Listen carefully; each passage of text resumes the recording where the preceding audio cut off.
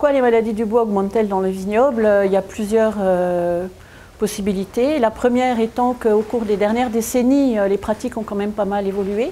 On est plutôt sur de la plantation de clones plutôt que de la sélection massale.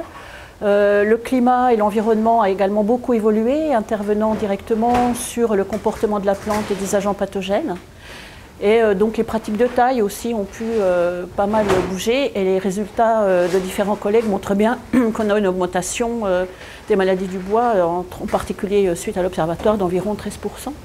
Donc c'est de 40 à plus d'une centaine de plants par hectare qui sont improductifs chaque année.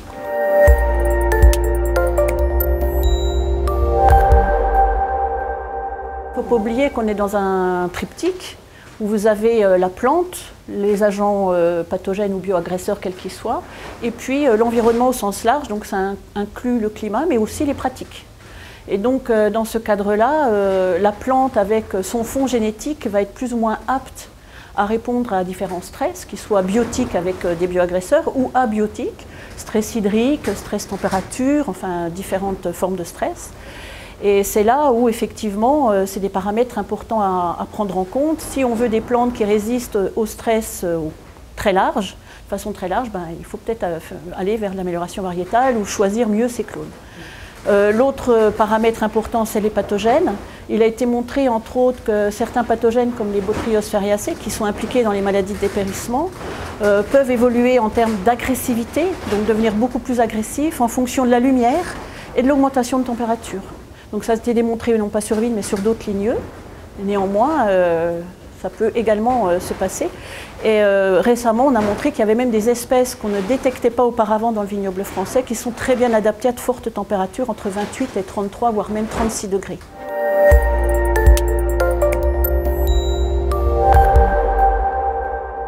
À mon sens, il est vraiment important de travailler sur la plante. Donc tenter d'aller vers des plantes moins sensibles au stress, biotiques et abiotiques. Et donc ça veut dire peut-être rechercher dans les clones existants des variétés qui sont peut-être moins goûteuses d'un point de vue organoleptique, on va dire, qui vont moins pisser du sucre, comme disait mon collègue d'agronomie. Donc en plus, avec cette période de réchauffement, perdre un peu d'alcool et de sucre, c'est peut-être pas forcément une mauvaise chose, mais aller plutôt vers les défenses de la plante, enfin un équilibre de la plante dans un environnement stressant pour elle. On sait qu'on peut équilibrer plus ou moins les réponses de stress de la plante via soit des stimulateurs de défense ou des biostimulants. Donc à mon avis, ça c'est vraiment la piste à développer en parallèle avec l'amélioration variétale éventuellement.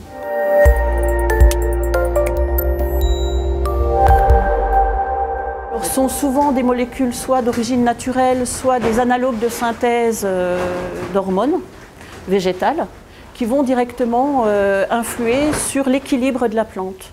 Une plante ne peut pas faire que du métabolisme primaire, du sucre et de la croissance, il faut aussi qu'elle se défende. Et justement, il faut trouver ce qu'on appelle un trade-off ou un compromis entre les besoins énergétiques qu'on va mettre dans la fabrication de la baie, du sucre, de la qualité organoleptique du raisin, et ce qu'on va garder ou conserver pour répondre au stress, pour se défendre contre les maladies ou les stress hydriques ou des stress température ou différentes choses.